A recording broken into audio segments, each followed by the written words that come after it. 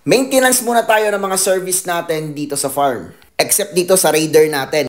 Dahil dito ko na lang sa baryo ito ginagamit. Nakakapagod kasi mag-drive ng sports bike. Honda PCX naman yung palagi kong ginagamit. Umaga pa ako dumating sa kasa. At nakalimutan ko dalhin yung cellphone ko. So nagpa-change oil na lang ako gamit itong Pro Honda scooter. Fully synthetic na po ito. 340 pesos yung bili ko dito.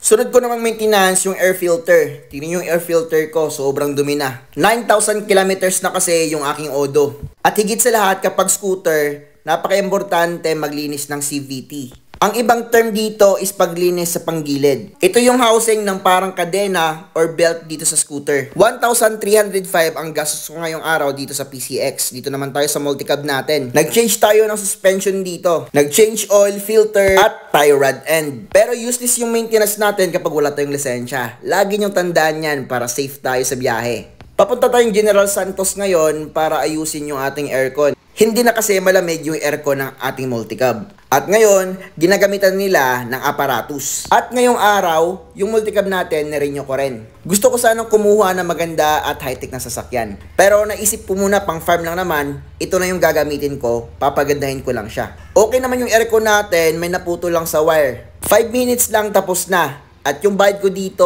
150 pesos lang. Kaya excited na ako mag-test drive kung malamig na ba talaga yung aircon. Oo, di ba? At ngayon, pupunta na ako Manukan para mag-deliver ng feeds ng baboy. Alas 4 na nung dumating ako sa Manukan. At yung mga manok natin, tapos nang kumain. Yung iba naman ay umahapon na. Kapag wala ang mga farm services natin, talaga mahihirapan na akong pumunta sa Manukan. Kaya magsisilbi yung regalo to para sa kanila.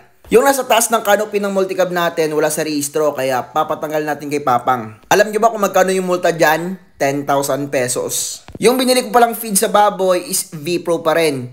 Premium starter feed. 1,900 pesos yung isang sako niyan. Si Papang, focus na focus. Kasi binayaran ko rin yung kanyang motor. Ito yung reserba namin dito sa Manukan.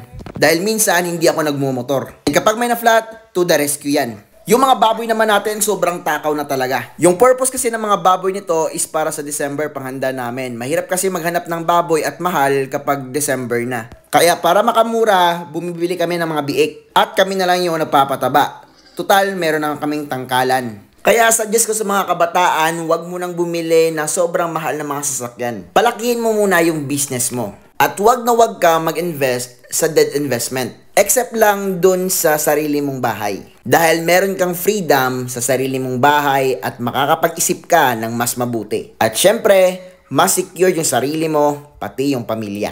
Yun lang, sana nag-enjoy kayo sa video na to. God bless us all!